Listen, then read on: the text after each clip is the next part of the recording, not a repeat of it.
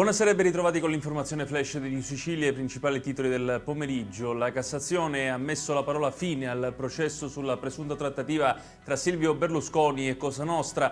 Per i giudici non ci fu alcun accordo tra l'ex premier e la mafia.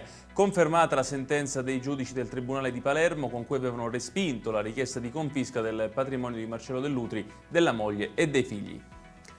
A Messina la Guardia di Finanza ha sequestrato beni per oltre 400.000 euro a un presunto appartenente al clan Romeo Santa Paola. Il provvedimento riguarda conti correnti e immobili ritenuti frutto di attività illecite legate al traffico di droga e all'estorsione.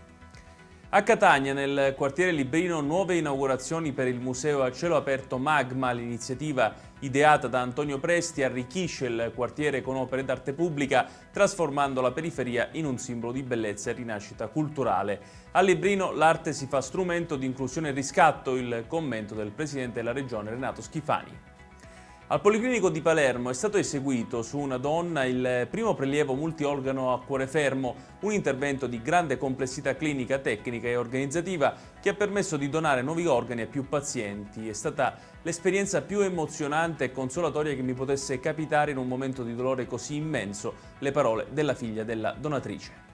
E chiudiamo con il meteo. Nella giornata di domani ancora cieli nuvolosi e piogge in tutta la Sicilia. I rovesci saranno isolati e per lo più di debole intensità e riguarderanno principalmente le zone interne. Cieli soleggiati sul litorale ionico con addensamenti dal pomeriggio. Ed è tutto per questa edizione. Tutti i dettagli su queste notizie li trovate come sempre sul nostro sito www.newsicilia.it. Grazie per averci seguito e buon proseguimento di serata.